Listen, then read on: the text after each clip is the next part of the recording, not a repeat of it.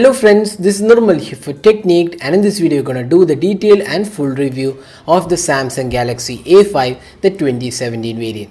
So the A5 2017 comes with upgraded specs. It has a 5.2-inch Full HD display. This is a Super AMOLED display. It is powered by the Exynos 7880 octa-core chipset, and it is coupled with 3 gigs of RAM and 32 gigs of storage, and it has dual SIM cards, SD card, fingerprint scanner, 16 megapixel front and rear cameras, and IP68 water and dust resistant, along with the Samsung Pay.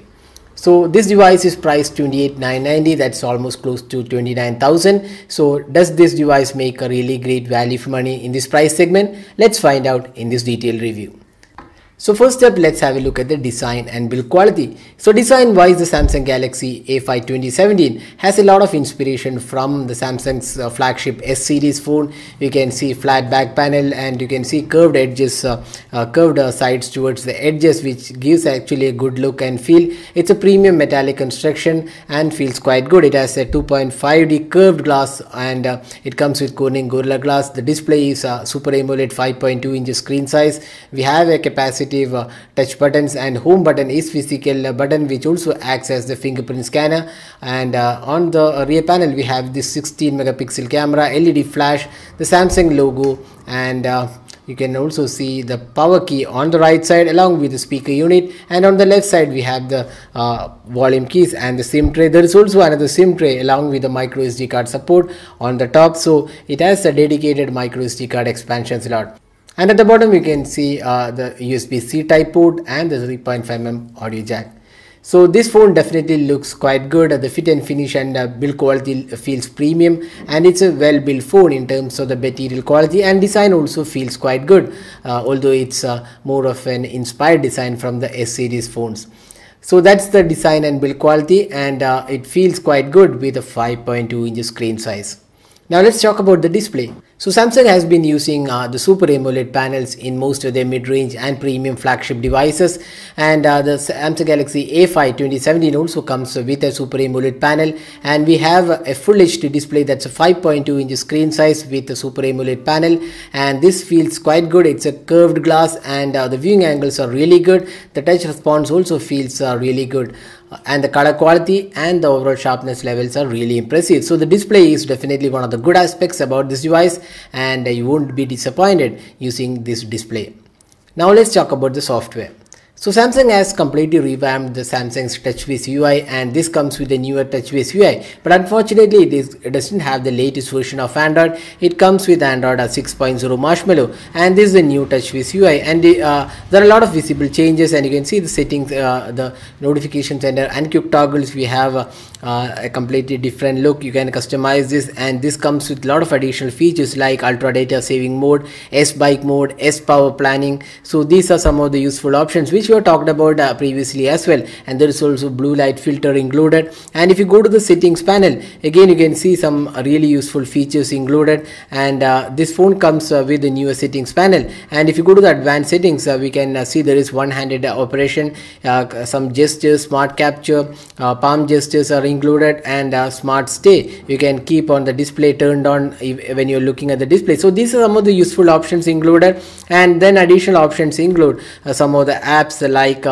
we have S secure mode, where you can lock apps or hide apps and secure your phone using a password and a pin. So that's one really useful option. You can also see the secure Wi-Fi option. So these are some of the good options in this UI. And then there is Samsung Pay, which is one of the newer features. You can pay using this Samsung phone, which has this NFC feature, and you need to configure your credit card or debit card onto this app, and once you're configured that, you can use the phone just to tap on the swiping machines, and you can pay using the Samsung Pay for option. So that is the really useful option, and this phone comes with NFC and Samsung Pay enabled.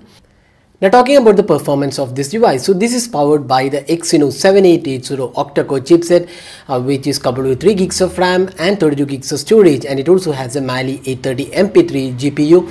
And overall performance of this device in day-to-day activities was quite good. The Snapdragon 625 is the equivalent variant of the Exynos 7880.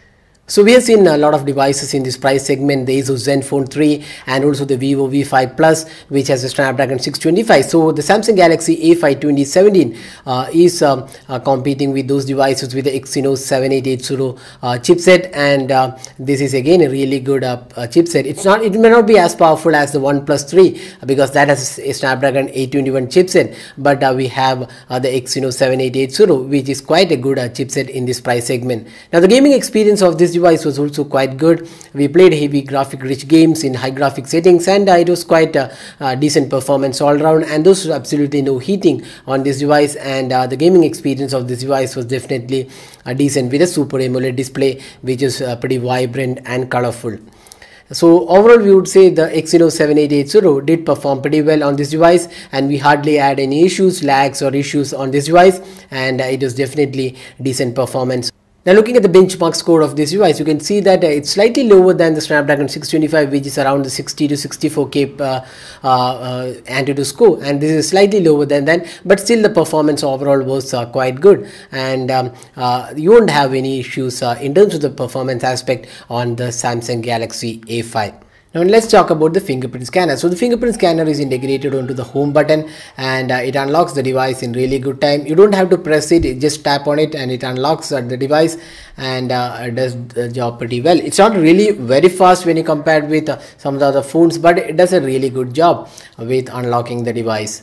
Now this phone is also water and dust resistant. IP68 certification is included, so even if you are using underwater for a few minutes, it won't cause any issues to the device. So overall that's one really good aspect about this device. Now talking about the camera performance. So this phone comes with a 16 megapixel rear camera, LED flash, and we also have autofocus, f-stop 1.9, and a front facing camera, again a 16 megapixel shooter with f-stop 1.9. Now the camera interface is really feature rich. You definitely get loaded with features like professional mode, HDR, night mode, hyperlapse, food mode, and a lot of filters are included. Basic and beauty filters are also included, and it comes with 1080p recording as well. So it's a fairly feature rich interface on the Samsung Galaxy A5 2017.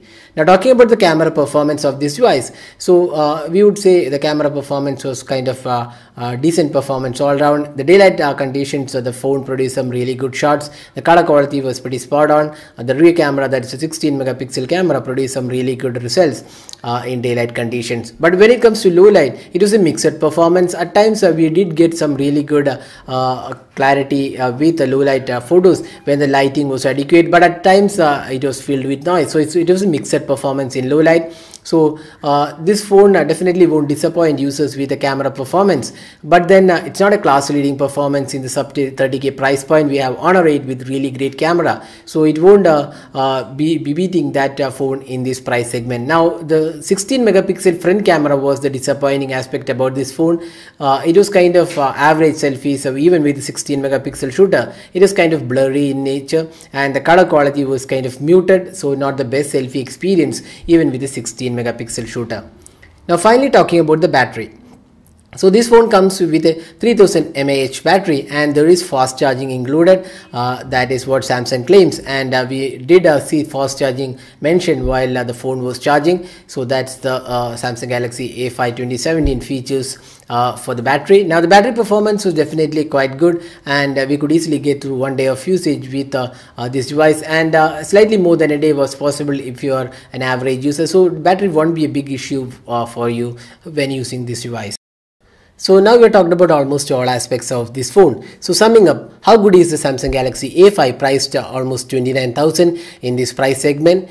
So Samsung Galaxy A5 2017 is a good overall package, and this has a really great design. It looks almost similar to the Samsung Galaxy S7, but still it is a good design overall, and on top of that it has a good build quality, solid build quality, 2.5D glass, and it has also Super AMOLED panel, which is really vibrant, colorful and crisp, and then you have the IP68 water and dust resistance.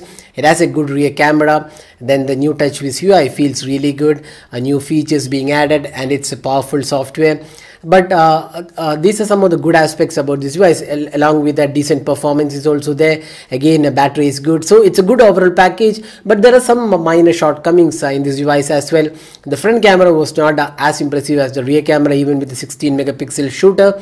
And then you also have there's no Android 7.0 on this device. Even when the device is released in 2017, we have most of the devices getting Android 7.0 update, be it the Asus Zenfone 3 or even the OnePlus 3 getting the Android 7.0 update. All these devices are in the same price segment. So when you consider that, it's definitely a shortcoming to get a device, a new device with Android 6.0. And also we would say the pricing is slightly on the higher side when you compare with the hardware of the OnePlus 3 or OnePlus 3T. It feels slightly high priced than the competition. But other than that, if you're looking for a good Samsung mid-range phone, the Samsung Galaxy A5 is all worth the money, and with a good overall package, it is definitely a device to consider if you're looking for a good mid-range phone below the 30k price point.